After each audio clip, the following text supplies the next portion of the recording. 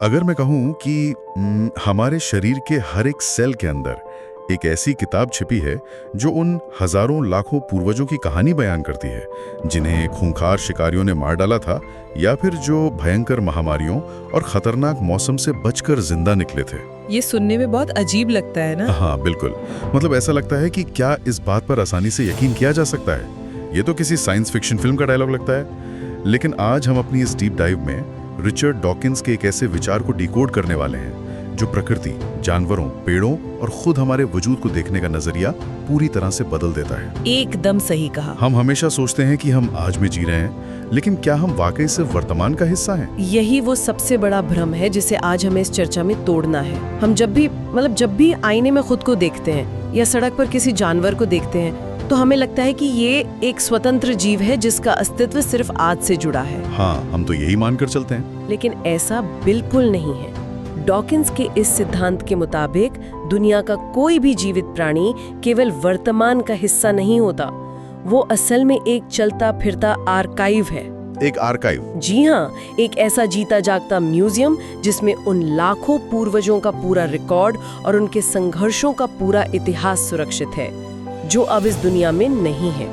हम हाड़ मास के पुतले बाद में हैं, उससे पहले हम एक बहुत बड़ी जेनेटिक लाइब्रेरी हैं। जेनेटिक लाइब्रेरी, ये शब्द सुनने में बड़ा दिलचस्प लगता है। चलिए इसे थोड़ा और गहराई से समझते हैं। इसे समझने के लिए हम एक बहुत पुराने घर की उपमा ले सकते हैं। मान लीजिए एक ऐसा घर है जिसे बाहर से बिल्कुल नया रंग रोगन कर दिया गया हो। अच्छा। उसमें नए जमाने की कांच की खिड़कियां लगा दी गई हो जो बाहर से एकदम आधुनिक दिखता हो।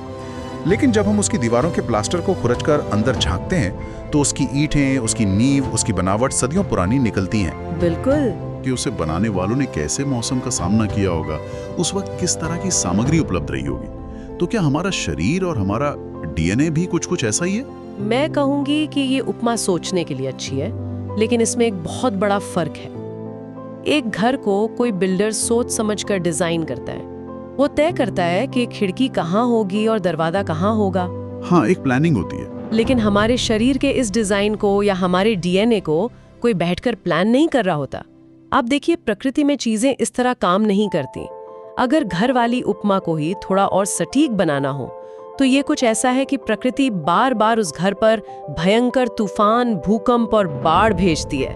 बाप रे। हाँ, और जो दीवारें कमजोर होती हैं वो गिर जाती हैं और हमेशा के लिए खत्म हो जाती हैं। जो एक आध दीवार किसी तरह उस तूफान को झेल कर खड़ी रह जाती है, सिर्फ वही दीवार अगली पीढ़ी के लिए एक नया ब्लूप्रिंट बन जाती है। अच्छा, मतलब जो बचा रह गया वही नया नियम बन गया। बिल्कुल सही पकड़े। हमारे शरीर का निर्माण करने वाले जो जीन्स होते हैं, उनका काम सिर्फ हमारी आंखों का रंग या हमारी लंबाई तय करना नहीं है। वो असल में एक मेमोरी कार्ड की तरह काम करते हैं। Memory card? हाँ, लेकिन ये कोई सचेत या कॉन्शियस मेमोरी नहीं है कि उन्हें पुरानी बातें याद हैं। ये सर्वाइवल की मेमोरी है। आज हमारे अंदर जो भी जीन्स मौजूद हैं, वो सिर्फ इसलिए है क्योंकि लाखों साल पहले किसी पूर्वज के शरीर में उन्होंने एक ऐसा बदलाव किया था जिसकी वजह से वो पूर्वज किसी शिकारी से बच निकला या किसी बीमारी से बच गया। और जो नहीं बच पाए, उनके जीन्स हमेशा के लिए मिट गए। इसका मतलब तो ये हुआ कि ये जेनेटिक लाइब्रेरी असल में एक सर्वाइवल मैनुअल है। लेकिन एक मिनट, अगर हम सर्वाइवल की बात कर रहे हैं तो डॉकिंस ने अपनी थ्योरी में एक बहुत ही अजीब और थोड़ा डरावना शब्द इस्तेमाल किया है। आप बुक ऑफ द डेड की बात कर रहे हैं ना? हाँ, बुक ऑफ द डेड यानी मृतकों की किताब। हम तो जीवित जीवों की बात कर रहे हैं, फिर इसे मृतकों की किताब क्यों कहा जा रहा है? क्योंकि इस किताब की एक एक लाइन उन जीवों की मौत से लिखी गई है जो माहौल के हिसाब से खुद को ढाल नहीं पाए। इसे ऐसे समझिए कि सर्वाइवल खुद कुछ नहीं लिखता, बल्कि मौत उन चीजों को मिटा देती है जो काम नहीं करती। समझ रहा हूँ। डॉकिंस ने इसे समझाने के लिए समुंदर में तैरने वाली एक मछली का बहुत ही बेहतरीन उदाहरण दिया है। अगर हम आज समुंदर में आजादी से तैरती हुई किसी मछली को देखें तो उसका डीएनए सिर्फ उस अकेली मछली का ब्लूप्रिंट नहीं है, वो डीएनए एक पूरा नक्शा है। नक्शा? किस चीज का नक्शा? क्या वो ये बताता है कि मछली समंदर के किस हिस्से में रहती है? वो उससे कहीं ज्यादा जानकारी देता है।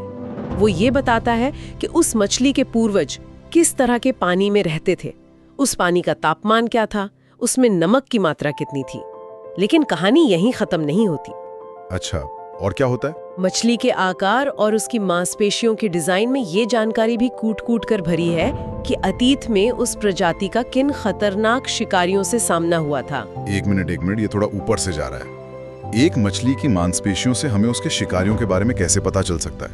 मैं समझाती हूँ। इसके पीछे का विज्ञान बहुत ही सीधा और क्रूर है। मान लीजिए आज से लाखों साल पहले मछलियों की एक प्रजाति थी। उनमें से कुछ मछलियाँ धीरे तैरती थीं और कुछ थोड़ी तेज। ठीक है।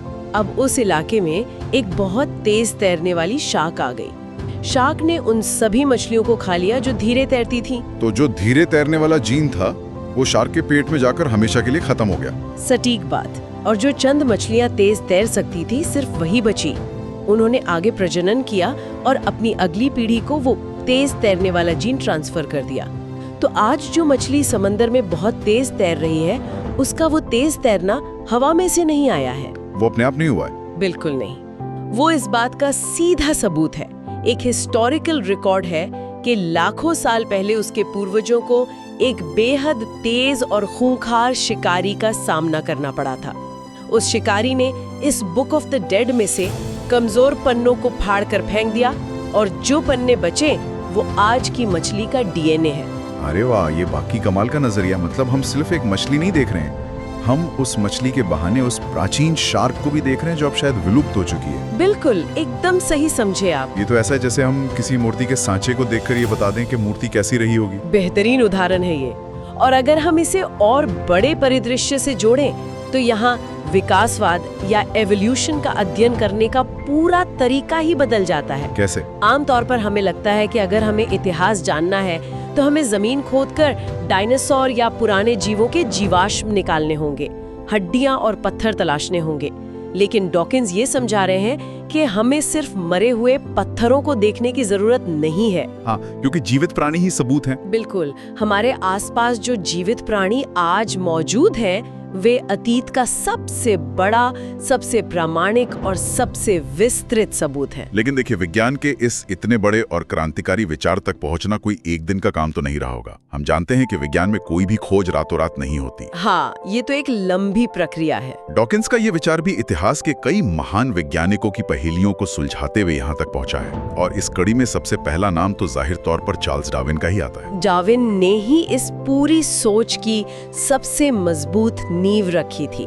डार्विन ने जब नेचुरल सिलेक्शन का सिद्धांत दिया तो उन्होंने दुनिया को ये बताया कि प्रकृति कैसे उन जीवों को चुनती है जो अपने माहौल के लिए सबसे उपयुक्त होते हैं। हाँ, जो सबसे फिट हैं वो बचेंगे। बिल्कुल, लेकिन एक बहुत दिलचस्प बात है जो कम लोग जानते हैं। डार्विन ने नेचुरल सिलेक्शन तो खोज लिया था, लेकिन वो जिंदगी भर एक बहुत बड़े डर और एक बहुत बड़ी पहेली से जूझते रहे।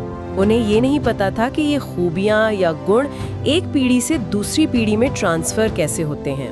हाँ, उस वक्त जेनेटिक्स जैसी कोई चीज तो थी ही नहीं। सही कहा।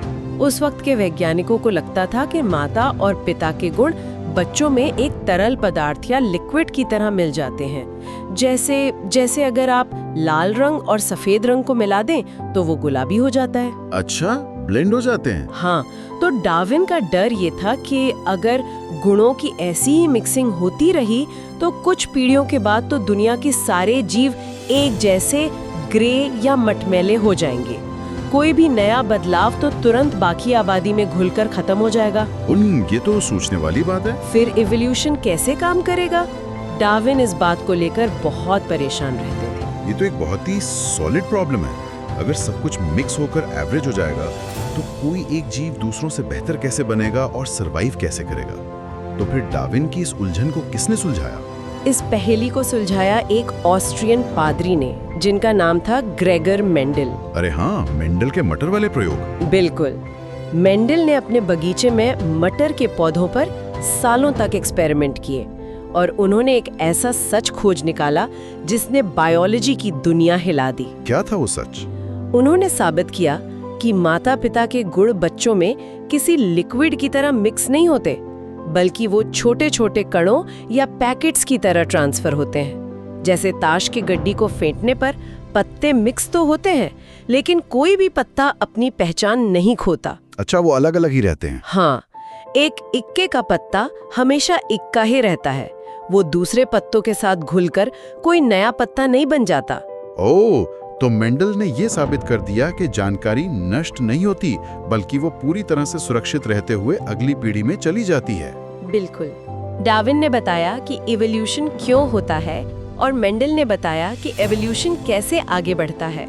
लेकिन अभी भी मतलब विज्ञान के सामने एक बहुत बड़ा सवाल खड़ा था। अब क्या सवाल था? डार्विन और मेंडल दोनों ही ये नहीं जानते थे कि ये जीन्स या ये जानकारी असल में भौतिक रूप में शरीर के अंदर किस जगह और किस रूप में स्टोर होती है। वो कौन सा मटेरियल है जो ये सारा डेटा अपने अंदर रखे हुए है। और यहीं पर विज्ञान के इतिहास में एक और बड़ा मोड़ आता है, जब जेम्स वॉटसन और फ्रांसिस क्रिक ने डीएनए की उस प्रसिद्ध डबल हेलिक्स संरचना की खोज की। एकदम सही। उन्होंने दुनिया को दिखाया कि हमारे सेल्स के अंदर एक घुमावदार सीढ़ी जैसी संरचना है जो ये सारा डेटा कैरी करती है। लेकिन यहाँ मैं थोड़ा सा रुक कर एक सवाल करना चाहता हूँ, क्योंकि ये बात अक्सर लोगों को कंफ्यूज करती है। पूछिए। हम बार बार कह रहे हैं कि डीएनए एक किताब है, ये एक भाषा है, इसमें कोड लिखा है। क्या ये सिर्फ हम इंसानों द्वारा चीजों को आसान बनाने के लिए इस्तेमाल किया जाने वाला एक रूपक है? मेरा मतलब है, क्या डीएनए सचमुच कोई पढ़ी जा सकने वाली भाषा है जिसके अपने अक्षर होते हैं, या ये सिर्फ कहने की बात है? ये कंफ्यूजन बहुत आम है, लेकिन इसका जवाब बेहद स्पष्ट है। नहीं, ये सिर्फ कहने की बात या कोई रूपक नहीं है। डीएनए अक्षरिक तौर पर यानी लिटरली एक भाषा है। आप इसे बिल्कुल अंग्रेजी या हिंदी भाषा की तरह देखिए। सच में? हाँ, अंग्रेजी में 26 अक्षर होते हैं। आप उन्हीं 26 अक्षरों को अलग अलग क्रम में जोड़कर शेक्सपियर का कोई महान नाटक भी लिख सकते हैं, और किसी वॉशिंग मशीन का यूजर मैनुअल भी। बात सिर्फ अक्षरों के क्रम की है। तो डीएनए के अक्षर क्या होते हैं? डीएनए के पास सिर्फ 4 अक्षर हैं, ए, सी, टी और जी। ये असल में 4 अलग अलग केमिकल मॉलिक्यूल्स हैं। प्रकृति इन 4 अक्षरों को अरबों बार अलग अलग क्रम में जोड़ती है। मतलब सारा खेल इन 4 अक्षरों का है? बिल्कुल। ये बिल्कुल किसी कंप्यूटर के बाइनरी कोड की तरह है, जहां सब कुछ 0 और 1 से लिखा जाता है। डीएनए में जब इन अक्षरों का क्रम बदलता है तो जानकारी बदल जाती है। अगर क्रम एक खास तरह का है तो वो एक आम का पेड़ बन जाता है। अगर क्रम थोड़ा बदल दिया जाए तो वो एक हाथी बन जाता है, और थोड़ा और बदला जाए तो वो एक इंसान बन जाता है। ये वाकई दिमाग चकरा देने वाली बात है। सिर्फ 4 केमिकल्स का खेल, और पूरी दुनिया की इतनी सारी अलग अलग प्रजातियां तैयार हो गई। और सबसे बड़ी बात यह है कि आज वैज्ञानिक सच में मशीनों और कंप्यूटरों के जरिए इस भाषा को पढ़ रहे हैं। हम एक एक अक्षर को डिकोड कर सकते हैं। ये कोई फिलॉसफी नहीं है, ये एक ठोस भौतिक वास्तविकता है। अगर हम इस जेनेटिक भाषा को आज पढ़ पा रहे हैं, तो इस बात से एक बहुत ही रोमांचक और थोड़ा रहस्यमयी सवाल पैदा होता है। वो क्या? अगर हमारे डीएनए में हमारी पूरी पुरानी हिस्ट्री लिखी हुई है, तो इस किताब को पूरा पढ़ने पर हमें अतीत के कौन-कौन से गहरे राज पता चलेंगे। डॉकिंस इस बारे में क्या मानते हैं? डॉकिंस का मानना है कि यदि कोई वैज्ञानिक किसी एक जीव के डीएनए को 100% सटीकता के साथ पढ़ ले और उसे डिकोड कर ले, तो उसे सिर्फ उस जीव के बारे में ही जानकारी नहीं मिलेगी। तो और क्या पता चलेगा? वो बायोलॉजिस्ट एक तरह से टाइम मशीन में बैठकर लाखों साल पीछे जा सकता है। वो उस जीव के पूर्वजों के पूरे पर्यावरण का सटीक अनुमान लगा सकता है। वो बता सकता है कि हजारों साल पहले हवा में ऑक्सीजन की मात्रा कितनी थी, दिन और रात का चक्र कैसा था, उन्होंने किन बीमारियों और वायरसों का सामना किया था। इसे मैं इस तरह इमेजिन कर पा रहा हूँ। मान लीजिए हमें खुदाई में कोई बहुत ही पुरानी, हजारों साल पुरानी एक डायरी मिल जाए, लेकिन दिक्कत ये हो कि उस डायरी के ज्यादातर पन्ने गल चुके हों, फट चुके हों। हाँ, ऐसा अक्सर होता है पुरानी चीजों के साथ। हमारे पास केवल कुछ बचे खुचे फटे हुए पन्ने हों। लेकिन अगर हम उन चंद पन्नों के शब्दों, उनकी स्याही और उनके व्याकरण का बहुत बारीकी से विश्लेषण करें, तो हम उस पूरी डायरी की कहानी का एक सटीक अंदाजा लगा सकते हैं। हम ये बता सकते हैं कि वो डायरी किस दौर में और किन हालातों में लिखी गई होगी। क्या डीएनए भी उन बचे हुए पन्नों की तरह है? ये बहुत ही बढ़िया उदाहरण है, और इसका एक जीता जागता सबूत हम प्रकृति में देख भी सकते हैं। मान लीजिए आज हमें किसी गहरी अंधेरी गुफा में एक ऐसी मछली मिलती है जो पूरी तरह से अंधी है। अंधी मछली? हाँ, बाहर से देखने पर लगेगा कि ये गुफा में रहने वाले एक साधारण जीव है जिसे आंखों की जरूरत नहीं है। लेकिन जब बायोलॉजिस्ट उसका डीएनए पढ़ते हैं तो उन्हें उसमें आंखों को बनाने वाले जीन्स मिलते हैं। अरे वाह, मतलब जीन्स मौजूद हैं। वो जीन्स टूटे हुए होते हैं, काम नहीं कर रहे होते हैं, लेकिन वो वहां मौजूद जरूर होते हैं। मतलब मछली के पास आंख बनाने का फॉर्मूला आज भी रखा हुआ है, बस वो इस्तेमाल नहीं हो रहा। बिल्कुल। और वो टूटा हुआ जीन चीख चीख कर ये गवाही दे रहा होता है कि इस मछली के पूर्वज हमेशा से इस अंधेरी गुफा में नहीं रहते थे। कभी न कभी लाखों साल पहले इसके पूर्वज बाहर रोशनी में रहते थे, सूरज की किरणें देखते थे और उनकी आंखें बिल्कुल सही काम करती थीं। फिर क्या हुआ? फिर किसी वजह से वो गुफा में आ गए जहां आंखों का कोई काम नहीं था, तो प्रकृति ने धीरे धीरे उस फीचर को डिसेबल कर दिया। ये है वो तरीका जिससे बायोलॉजिस्ट अब इतिहासकार बन गए हैं। वो सिर्फ आज के जीवों की स्टडी नहीं कर रहे, वो जीवों के अंदर छिपे इतिहास को पढ़ रहे हैं। ये सब जानने के बाद तो ऐसा लगता है कि हम जो भी हैं, हमारा शरीर आज जैसा भी काम कर रहा है, वो सिर्फ हमारी अपनी कोई उपलब्धि नहीं है। हम अनगिनत पीढ़ियों के अथक संघर्ष, उनके द्वारा झेली गई तकलीफों और उनके द्वारा खुद को माहौल के अनुकूल ढालने की ताकत का एक फाइनल प्रोडक्ट है। बिल्कुल सही बात है। हमारे शरीर का हर एक अंग, हमारी हर एक आदत एक तरह से उन पुरानी जीती हुई जंगों का मेडल है। एकदम। हम इवोल्यूशन की उस लंबी चेन की सबसे नई कड़ी है जो कभी टूटी नहीं। अगर वो चेन एक बार भी टूट जाती तो हम यहाँ नहीं होते। डॉकिंस की पूरी थ्योरी का सार यही है कि जीवन केवल वर्तमान का कोई स्नैपशॉट नहीं है। हाँ, स्नैपशॉट तो बस एक पल का होता है। बिल्कुल। एक स्नैपशॉट तो सिर्फ एक सेकंड को कैमरे में कैद करता है और बाकी सब भुला देता है। लेकिन जीवन एक आर्काइव है, एक ऐसा संग्रहालय जिसमें अरबों सालों का डेटा पूरी हिफाजत से रखा गया है। हमारे डर, हमारी भूख, हमारे सोने जागने का तरीका, सब कुछ उसी लंबी और प्राचीन कहानी का हिस्सा है। ये चर्चा सच में चीजों को देखने का पूरा नजरिया पलट देती है। ये सोचने में मजबूर कर देती है कि हम अपने अंदर पूरी की पूरी दुनिया और पूरा का पूरा इतिहास समेटे हुए हैं। हाँ, ये बहुत ही पावरफुल विचार है। लेकिन इस पूरी बातचीत के बाद मेरे दिमाग में एक ऐसा सवाल आ रहा है जो मुझे थोड़ा परेशान भी कर रहा है और सोचने पे मजबूर भी कर रहा है। अच्छा, क्या सवाल है? हमने अभी तक ये तो समझ लिया कि हमारा आज का डीएनए उन लाखों सालों के प्राकृतिक संघर्षों का नतीजा है। हाँ, प्रकृति ने बहुत सख्ती से चुनाव किया है। प्राकृतिक चयन का जो एडिटर था वो बहुत ही सख्त था। लेकिन अगर हम अपनी आज की आधुनिक जीवन शैली पर गौर करें, आज हम कितने सुरक्षित हैं। हम एयर कंडीशनर वाले कमरों में बैठे हैं, हमें किसी शेर या चीते से छुपकर भागने की जरूरत नहीं है। ये बात तो है। हमारे खाने के लिए सुपरमार्केट भरे पड़े हैं और हमारा ज्यादातर वक्त कुर्सियों पर बैठकर और स्क्रीन्स को घूरते हुए बीत रहा है। प्रकृति का वो सख्त एडिटर अब शायद छुट्टी पर चला गया है। बहुत दिलचस्प ऑब्जर्वेशन है ये। तो सोचने वाली बात ये है कि हमारी ये एकदम नई और आरामदायक जीवन शैली हमारे इसी डीएनए की किताब में भविष्य की पीढ़ियों के लिए कौन सी नई कहानी लिख रही होगी। जब आज से लाखों साल बाद कोई वैज्ञानिक हमारी जेनेटिक किताब को पढ़ेगा तो उसे उसमें क्या मिलेगा? ये तो सोचने वाली बात है। क्या उसे ऐसी हड्डियां मिलेंगी जो कमजोर हो चुकी हैं क्योंकि हमने भारी चीजें उठाना बंद कर दिया था, या उसे ऐसा इम्यून सिस्टम मिलेगा जो धूल और मिट्टी से कट चुका है?